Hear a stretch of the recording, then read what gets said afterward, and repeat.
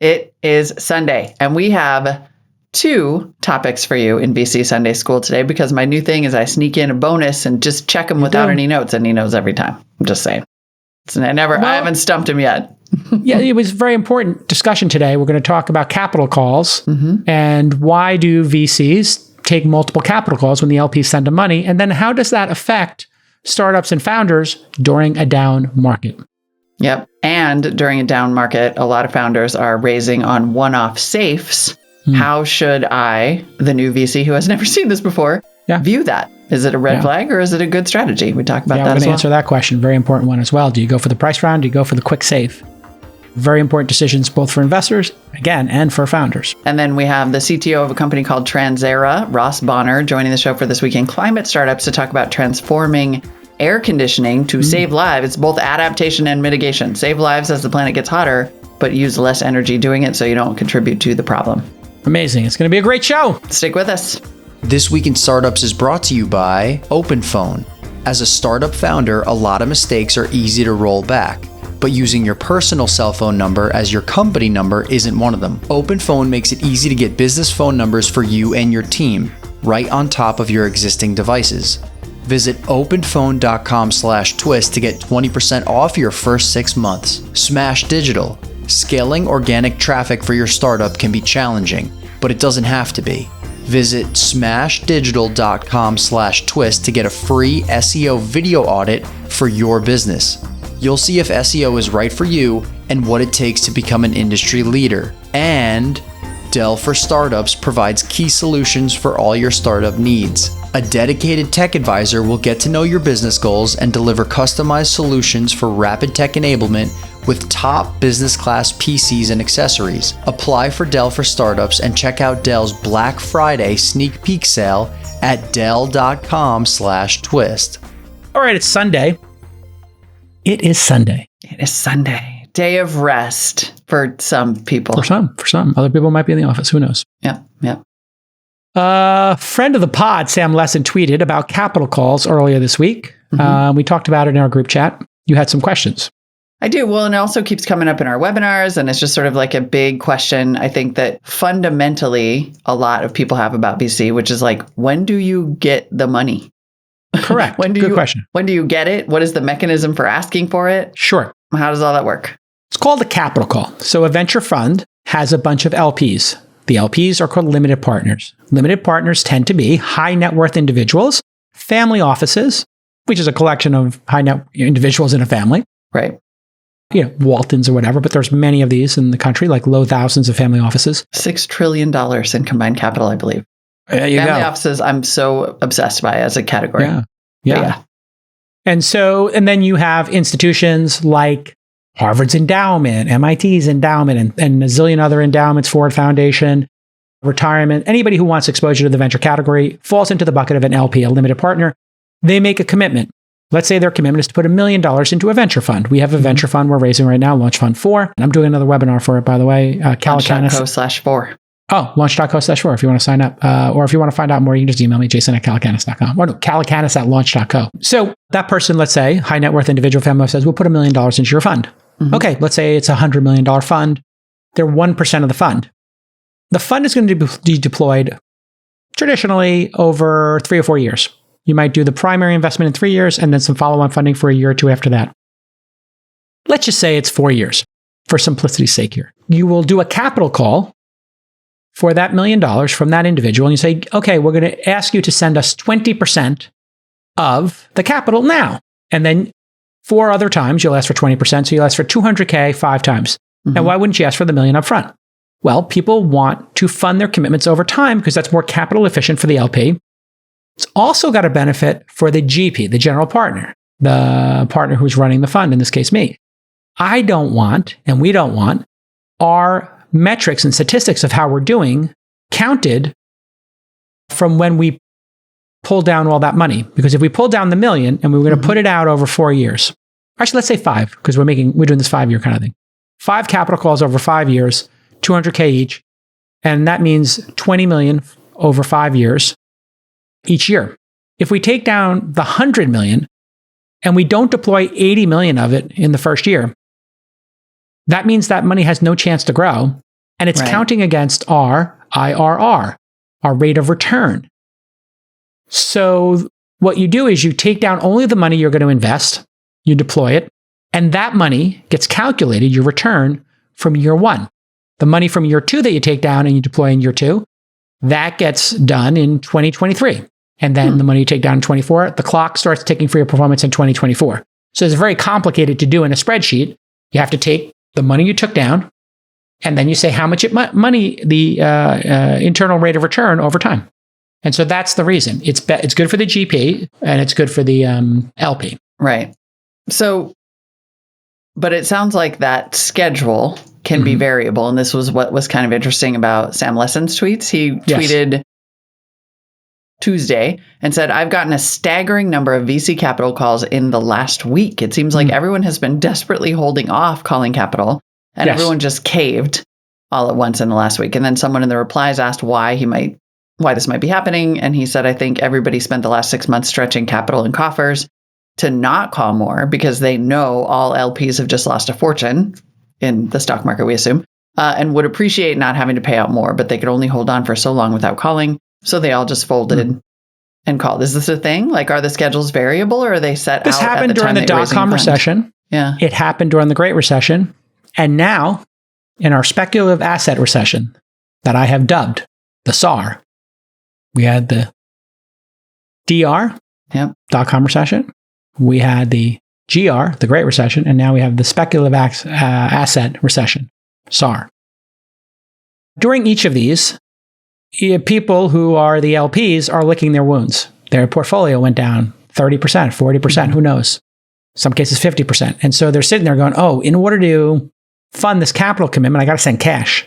Where am I going to get the cash? Oh, I got to sell my Facebook shares. So let's say this family office was sitting on 25 million in Facebook shares, and they just lost 80% of their value because Zuckerberg decides he wants to be the guy who makes Ready Player One a reality. And he's just torched. That 25 million is now down to 5 million.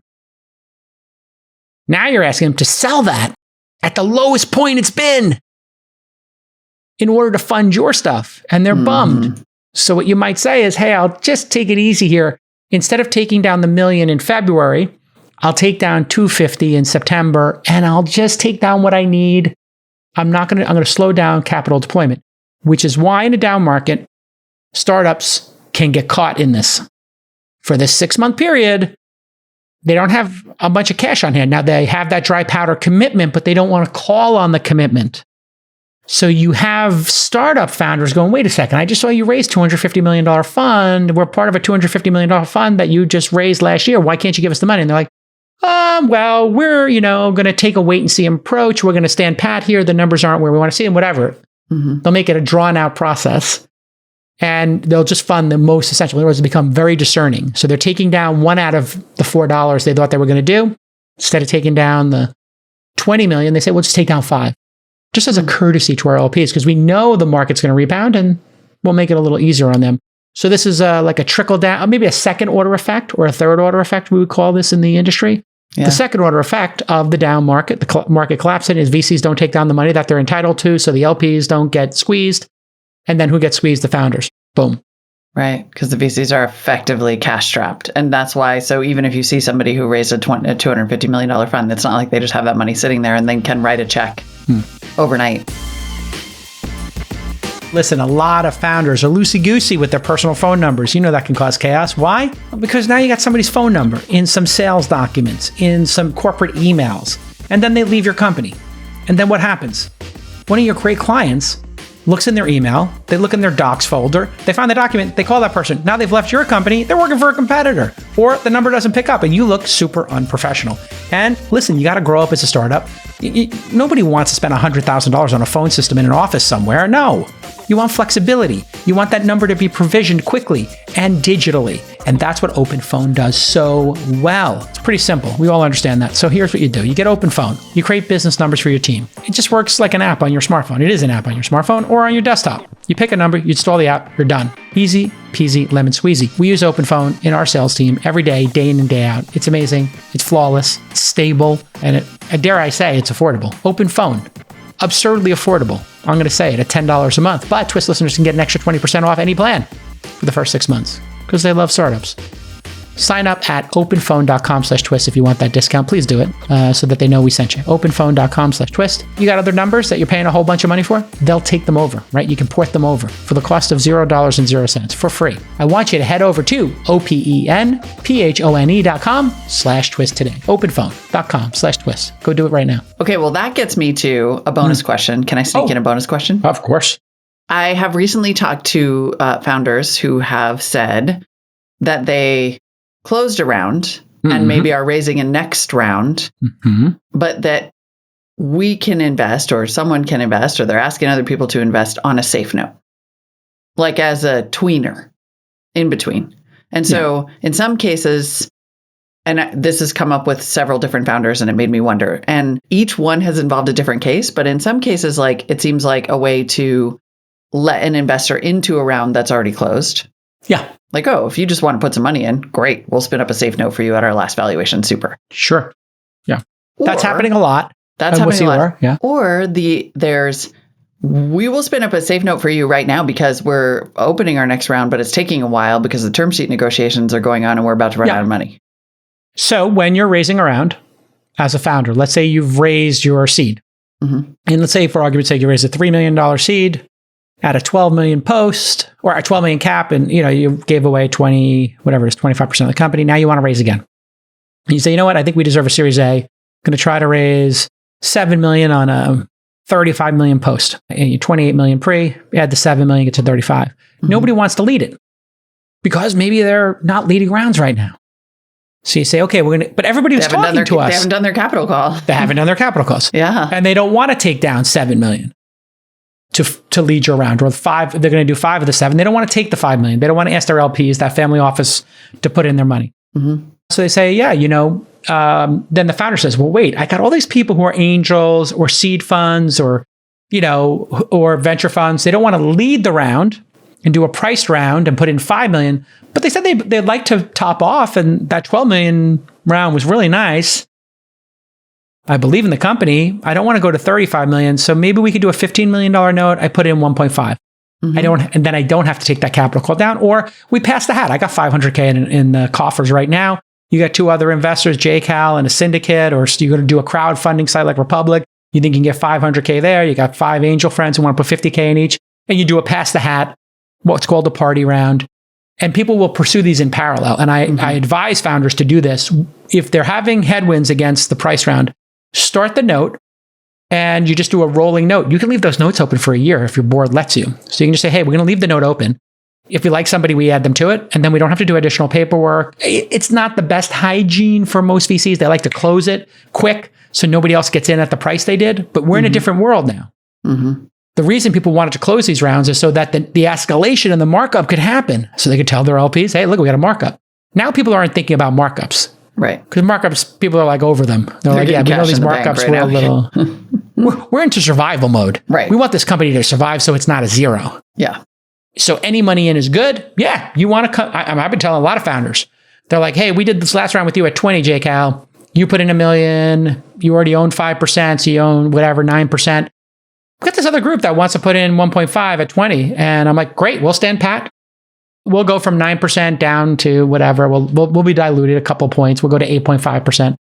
I'm not so worried about the percentage. I'm worried about you still being here. So go ahead, go for it. Interesting times. So you're going to see people have a different methodology. Right. And they should have had this 6 months ago. It just sometimes like people who are selling a home and they think it's worth 10 million or whatever. They think it's worth 3 million and they paid 2 for it. And the market's saying 2.2. And they're telling their broker, I want 3.2, and then I'll negotiate down to 3. And the broker's like, I'll do whatever you want, but yeah, not going to happen. People are offering you 2.2 and 2.3. I suggest you take it. Or let's say people were offering 2.5, and like, I suggest you take it. And then all of a sudden the offers go down to 2.2 because the market got worse, and then all of a sudden mortgage is 7%. And then the person winds up taking that 2.2. They should have just put it out for 2.7, taking the 2.6 or 5. But people in price discovery sometimes act irrationally. Well, and price discovery is really painful. It's really painful. It's painful. It's good to know though that is normal and does not represent a non-standard term in the sense of being like, well, if you got in now, it's this price. And if you get in now, it's that price. Like this is different from all of that. It sounds like it can cause a messy cap table, but at the end of the day, it gets money in the door or creates an opportunity for like us to get into something at a seed round price instead of waiting for a Series A. I think that's right. I think that's right. Yeah. Oh my God, VC stuff. Yeah, so fun. I mean, it's a very dynamic industry, and it's great that we talk about it every Sunday because I learn a lot, and it forced me to think about this. And in some cases, I don't have an answer. In this case, it's a pretty simple answer because I've been through it a couple of times as a founder. I watched it happen as a journalist covering companies. I watched it happen as a founder, and now I'm watching it happen as both a founder and a capital allocator. Get the money in the door. Don't worry about valuation. Worry about surviving. Get through nuclear winter. I've been saying from the beginning, it's going to be 6 quarters of chaos. Maybe they're not all down in GDP. You have this 2.6%. In the third quarter, we grew. I consider it like zero, and I consider the -1 like zero. It's all the same stuff. It's just choppy waters and chaos. So consider it a recession. Consider it a 6-quarter down market, hard market that we are now in the third quarter of. 3 more quarters to go. And that analogy we used earlier in the week of this being a tornado. Mm-hmm. And we just got to the center of it. So you flew through the tornado. You're in the eye of the storm. You're in the eye of the storm. Your plane is getting knocked all over the place. Now you got to get out of the storm. Expect it to be as violent or more as we get through the next 3 quarters. Yep. All right. Well, then I have 2 companies on this front for you in the investment. Great. What do you got on the? What do you got for the show today? Yeah. Ross Bonner is on This Week in Climate Startups, the CTO of Transaera, which is developing ultra efficient air conditioning systems that reduce the impact on climate and grid infrastructure. Awesome. They raised a $4.5 million seed round in September, led by Energy Impact Partners, which is a firm, by the way, that's doing all kinds of interesting stuff in the energy space. The reason this is so interesting is because as temperatures rise, right, the globe gets hotter, we need more air conditioning. But air conditioning and refrigerants are a huge contributor to greenhouse gases and more warming. And so it's like this mess. Exactly. It's messed up cycle. It's a badness. flywheel. It's a really bad flywheel that they're hoping to reverse. Exactly. Flywheel. Because if they reverse it, then you could use the air conditioning and have less of an impact, which means that maybe the global temperature would start to level off or go down even. Yep, exactly. What if we could turn this around? And so these are commercial air conditioners, consumer air conditioners, or like some fundamental tech that other people will put into their air conditioners? It's going to roll out probably to residential. It's pretty early. It's R&D stage. It's commercializing now, but they're effectively new technology for heat pumps. They can be 50% more efficient. And then, yes, exactly. They will kind of slowly start to roll out in probably developing countries also where where it's like getting hotter way, way faster. Like if you look at Bangladesh and India and these heat bulb events, like get that tech out the door, guys. One of the things people were talking about is, if you move to these low tax states that a lot of people have been doing or lower cost regions, you might have the cost eventually of them becoming very hot, like Texas and Florida. Oh, absolutely. It's a very interesting paradox there. One of the first things I do before I invest in a company is I look them up and I check on their SEO. I want to see if they understand how to get that free traffic from search engines. One of the most basic things you can do to drive free, consistent traffic and make it easy for your customers to find you is SEO. And a lot of people, it's a little scary for them, right? They think it's like a black art. They don't understand the basics of it. A lot of the basics of it is just very technical content and basic blocking and tackling. And so you got to call our friends over at Smash Digital. Smash is hyper-focused on SEO, and they specialize in high-end link building. This is not a generic digital marketing agency. They only focus on world-class SEO. Founder Travis, also an investor, and he started Smash Digital to help grow the businesses that he runs and invests in. An in-house SEO expert, I would say, going to cost you $75 to $100K a year, and you're going to still need a budget to make great content, to try to get people to link back to you for that content, to send signal to the search engines that you're worthy of traffic. Well, Smash starts as little as $3,500 a month, and for a limited time, Smash is offering free audits for Twist listeners at smashdigital.com/twist. That's right. You're going to get a free personalized video audit of your startup's SEO for free. Smash will map out the exact steps you need to take to outrank your competitors. Again, they're going to do it for free to try to build that relationship with you and show you they're good at what they do. So go to smashdigital.com/twist. smashdigital.com/twist. Ross Bonner is the CTO of Transaera, which is developing an ultra-efficient air conditioning system to reduce the impact of climate and grid infrastructure, both huge deals. Ross, welcome to the show. Thanks, Molly. It's good to be here. So tell me about what you're building. You're building good new fashioned, I guess I should say, air conditioners. Yeah. So air conditioning accounts for about 4% of global carbon emissions. And that's a huge fraction. So to give a sense of scale, that's about twice the size of the aviation industry.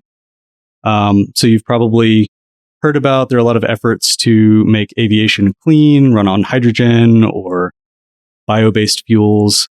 But you've probably heard a lot less about making clean air conditioning. But it's a really big deal. It's a huge, huge carbon impact. And the industry for the past 50 years or so has been driven by things like cost reduction and not as focused on making AC more efficient. So that's what we're trying to do here. Yeah, talk a little more about what a big deal AC is and this kind of like this reality that we're going to also need a lot more. Yeah. So the current active units out there is about 2 billion. And that's about the same as the total number of iPhones that are in use since the phone was produced back in 2008. So the total number of iPhones ever made is about the same number as the number of air conditioners currently in use. So it's already a huge number. And what's even more concerning is that number is expected to triple by 2050. So it's escalating, largely driven by the emerging markets, places like Southeast Asia and India, where the climate is very hot and humid and where today's AC traditionally underperforms. Yeah. And where we should be clear, like it's not a luxury. It's going to be a life-saving situation as these kind of wet bulb heat events get more common. That's right. Yeah, we really see air conditioning as a human right and a necessity to continue having the type of developed standard of living that we've grown accustomed to. So tell me about your product. How does it work? How's it different? How's it better?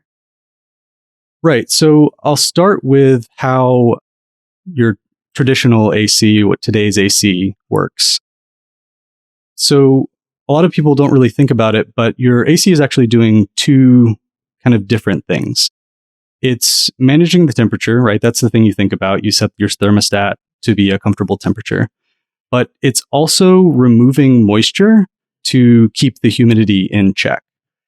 And it's the combination of those two things that results in a comfortable living condition. So your AC has to deal with the temp, but it also has to deal with the humidity. And today's AC removes humidity by bringing the internals of the AC down really, really cold and causing water to bead up on them like water on the side of a cold glass. Mm-hmm. Right. So we've all had that experience. You're outdoor seating in restaurants or whatever, and there's water running down the side of your beverage. You're getting dripped on too from every single AC unit in Brooklyn, right? Basically, as you walk down the street. And that's it's exactly the same physical phenomena going on there. And so it's a big problem for the efficiency of the AC, and it's also just kind of a barrier that AC has always had to overcome. How do you get rid of this water? How do you manage it? It creates a lot of problems. Things like mold growth. They can spring leaks, like you talked about, and cause building damage. Really, just not pleasant to have to deal with. So, what Transaera's done is we've developed a way to pull moisture from the air without having to do that trick of condensing liquid water. And we do this using these really cool new materials called metal organic frameworks, or MOFs. So is everything else roughly equal? What about that is more efficient in terms of the grid and climate? Yeah. So good question. Why is the water a problem, other than the drips? Yeah. And the mold. That's real. So people have probably experienced, say you walk into like a hotel room or a commercial building, shopping mall, whatever. And I remember this a lot from my childhood. I grew up in the Southeast. And I remember like in high school, after class, the bell rings, you walk outside and you realize that you were like freezing in there. And so you step out and it's 80 degrees outside and it feels nice. You're like thawing out. And that always struck me as kind of weird because it was like, well, it's not comfortable inside because it's too cold, and it's not comfortable outside because it's hot, right? Mm-hmm. Mm-hmm. And the reason it turns out that today's AC has to bring that indoor temperature down too cold to the point that it's just not comfortable is because they need to remove moisture. And because the only way to remove moisture is to get the coil really, really cold, you're left with unpleasant conditions indoors and outdoors and a huge energy bill to boot. Right. Okay. I get it. So did you invent this technology? Yeah. So Transaera has developed a way of incorporating these special materials into a device that lets us cool the air and pull the moisture out actively. This is like, you can think of it like a sponge. It's pulling the moisture out of the air, but it's not condensing it as liquid water. So there's two benefits, right? There's the benefit in the efficiency because you no longer have to, we call this overcooling. You no longer have to overcool the air to wring the moisture out, but you also don't have to deal with liquid water and all of the bad things that come with that. Right. So then how do they work? Are they like a window unit? Do you install them as central air conditioning? What's the actual mechanism here? Yeah. So the great thing about this tech is it applies across the spectrum, different types of units, window units, portable units, central units can all benefit from this. We are actively developing for the residential market, but we're also running a demonstrator for the commercial market. So we're developing this technology in parallel. And the goal is to just continue iterating and improving on the product to get to the point that it's ready for commercialization. Gotcha. So you're in sort of R&D stage now, it sounds like, and targeting this eventual rollout. Tell me where you are as a company. You've raised $4.5 million as a seed round from Energy Impact Partners. How long ago was that? And what does the path to commercialization look like? How long do you think it'll take? Yeah, so we raised this summer. EIP was our lead. We raised about $4.5 million. And that was our seed round. We are right now developing prototypes. And I would say our step now is really aggressively trying to scale up. So we're going from sort of lab scale testing, benchmarking, things like that, to now can we put this in a product that would go on a roof and actually cool a large building. How hard is it? Like, how long has this journey been? You're obviously super qualified to do this. You have a master's degree in mechanical engineering from MIT or a mechanical design engineer at GE Aviation. So I'm assuming like however hard it is for you is. Yeah. So it's been quite the journey. I'll say so from my side, the way that I sort of got into this is I went back for my master's at MIT and I took a class where it was like a design and build class. So every year they give out challenges and then there's a semester of design work and a semester where you actually go build the thing. Mm-hmm. And the challenge the year that I went was how do we make air conditioning carbon neutral? So that was a very difficult problem, very high bar.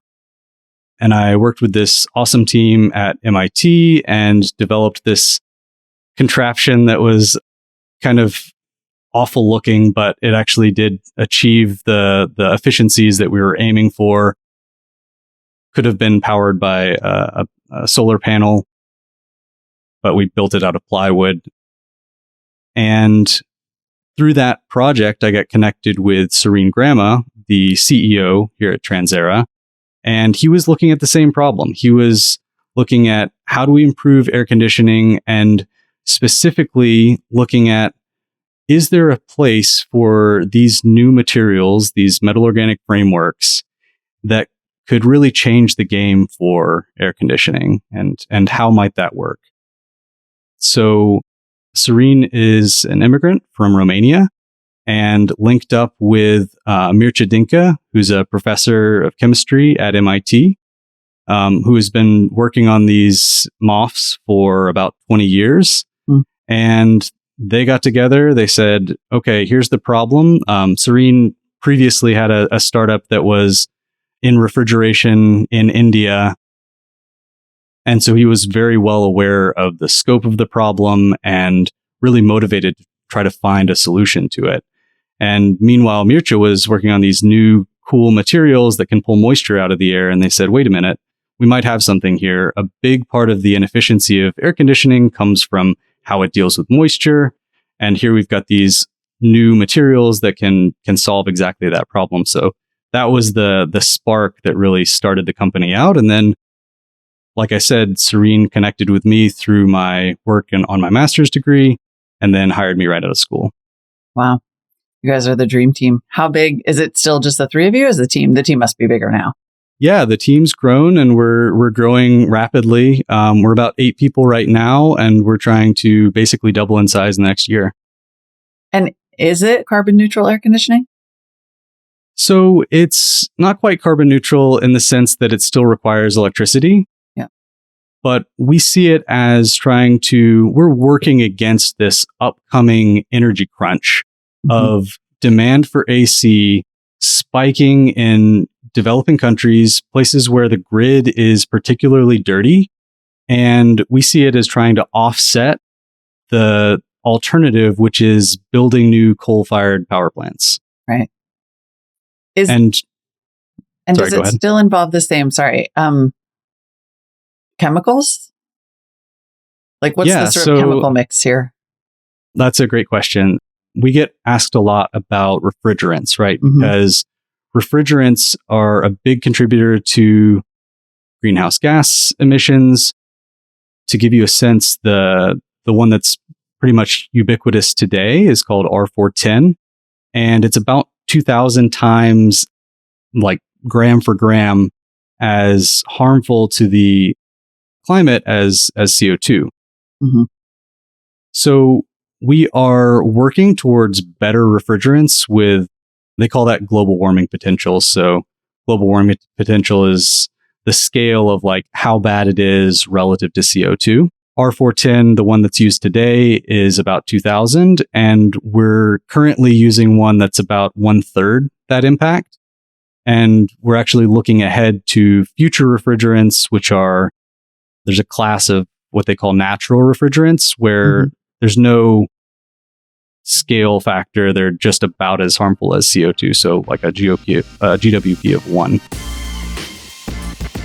All right, listen, everybody, big news. Right now, Dell has a sneak peek Black Friday sale going on with up to 50% off. They're going to get you in there early.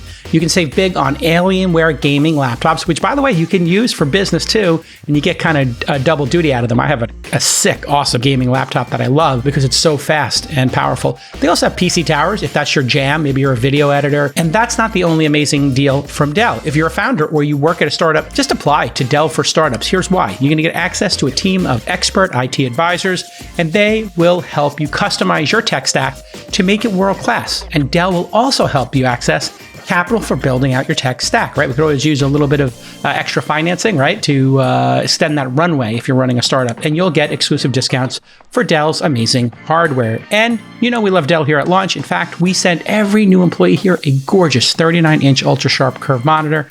And that happens to be my favorite. I got one here, and I got one right here. Like I said, I recently bought that really fast Alienware laptop. I plug it into that Dell 39-inch monitor. It is extraordinary how powerful this thing is. It is fantastic. Okay, apply for Dell for Startups today and get up to 50% off on Dell's sneak peek Black Friday sale. Just head to Dell.com/twist. That's Dell.com/twist. Why aren't those in wider use? I know this is not the core of your business, but I wonder, like, how hard was it to find that? Is it more expensive? That has always felt like one of those problems that feels like we should have been working harder on. the refrigerants. Yeah. I would agree broadly. It's an industry that's hard to implement changes in. Mm-hmm. And so developing and enacting those new refrigerant standards has been kind of a slow road. There's a large installed base, and so it's difficult in some cases to transition over, and the already installed hardware works with the refrigerants that are out there today.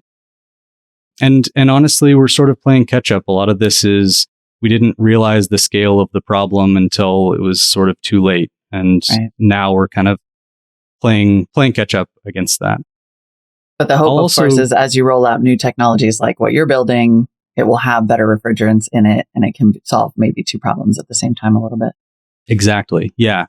And to give you a sense, right now, about 2/3 of the carbon footprint of an AC comes from the power consumption over the course of its life, and about 1/3 is the refrigerant. So if we move that to maybe now it's only 1/10 of the total, and at the same time we increase the energy efficiency, we can pretty dramatically reduce that carbon footprint.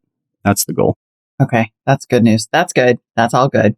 How, talk to me about deployment. Like, will this eventual product that you're building, whether it's for residential or commercial, will it cost less? Like, what does deployment start to look like in places where you're facing competition from, I don't know, traditional crappy incumbents, I guess?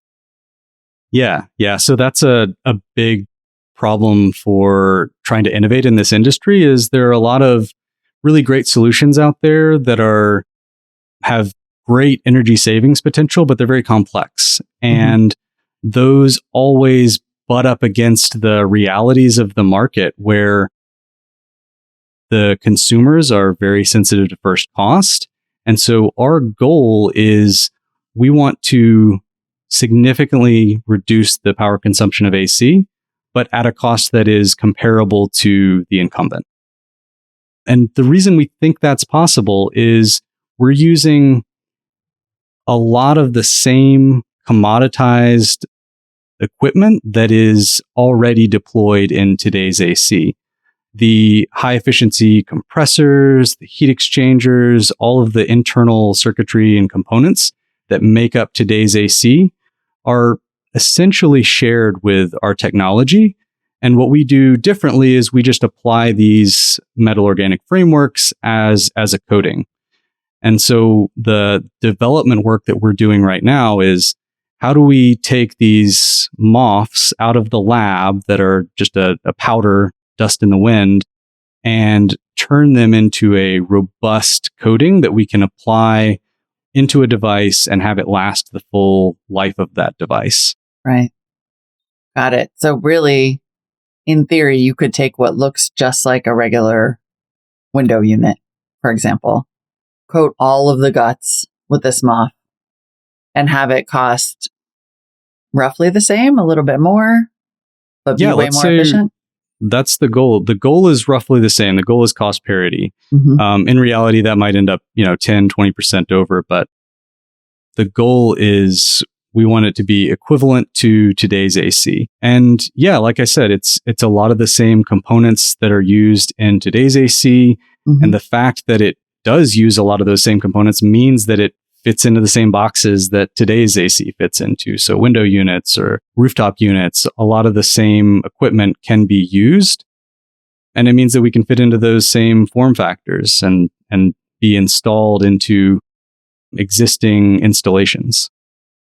Could it be used? This might be a dumb question, but could it be used with heat pumps?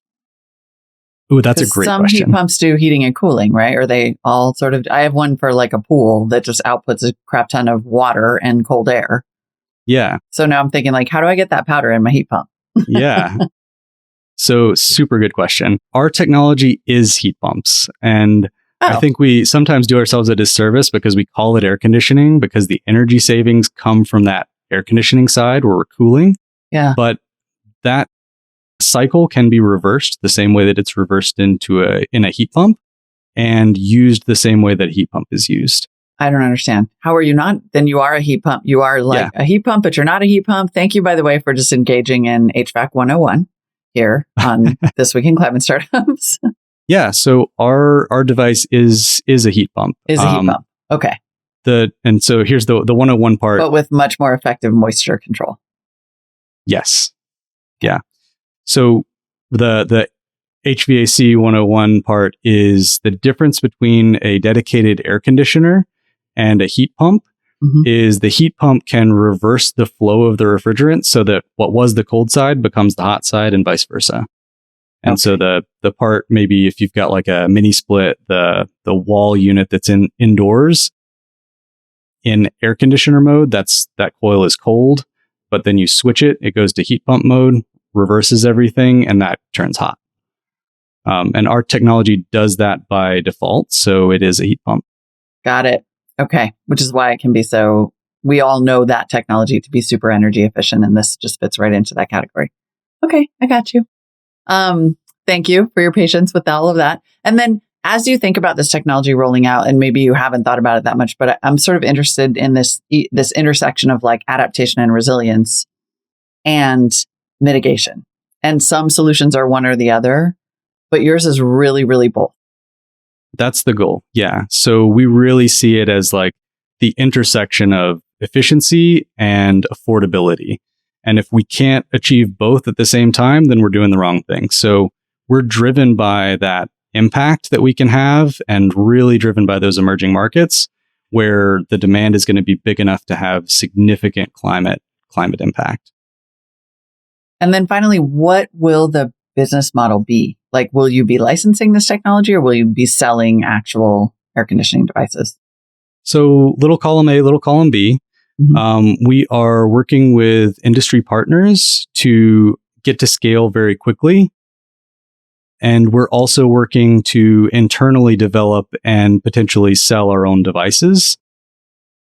In residential AC, maybe portable ACs, we're developing our own residential products, which would likely be sold through a white label agreement. And then on the commercial side, we're working with our industry partners, Carrier, to develop commercial RTUs. Can you give me a sense of eventual cost? Let's say the individual unit, if I were to buy one for like my garage office here. Yeah, so I won't give you a sticker price just yet. I think we're too far out for that. But I will say, again, the goal is cost parity. So if you see our product in Home Depot and you see the competitor next to it, the sticker price should be roughly equivalent. And then how will I know? Like, what do you think? What do you imagine? Because clearly, based on my stupid questions, it's a complicated topic. I wonder what does that education, that customer education and eventual kind of branding look like? Yeah. So our model, at least for the residential products, is we'll brand it as like Transaera inside. So Transaera enabled technology and probably a big bright sticker that tells you how much energy you can save. So then hopefully the decision point for the customer is I see product X on the shelf and it says nothing or it says whatever. And I see this Transaera inside that's the same price or roughly the same first cost. And it says it'll save me 50% energy. So that's the point that we want to get to really define success. Yeah. And then give me a sense of, I will not hold you to it, but give me a sense of timeline. Like, when might I see this in Home Depot? Yeah. So our focus for this, the near term, say the next 18 months, is proving out our tech with these demos and working with these partners, trying to line up those commercial agreements to scale. And then getting to the next step then would be actually getting those products out there in the market. I would say that's probably on the 3 to 5 year horizon. All right, great. Good. Get to it. It's heating up out here. Ross Bonner is CTO of Transaera. Thank you so much for the time and the patience. I appreciate it. Thanks, Molly. All right, everybody, that's Sunday. Thanks for watching. Tomorrow's Monday, and the craziness starts all over. Yes, it does. Who knows what this week has in store, but man, if this past week is any indication, my Lord, it's going to be pretty entertaining next week. Well, next week, just side note, Election Day. So, is that what's happening this week? My Lord, I forgot about November 8th. It's going to be a thing. you know what? I just had a lot of press asking me to talk about a varying array of topics. And one of them was, can you come talk about the election? It's like, okay. Just not from a social media angle. Some things happen sometimes on platforms that are relevant to the Yes. No election. Changes have been made from what I've read. So that's a week. So anyway, it's coming up. We'll see you then. Yeah. Get your rest while you can, folks.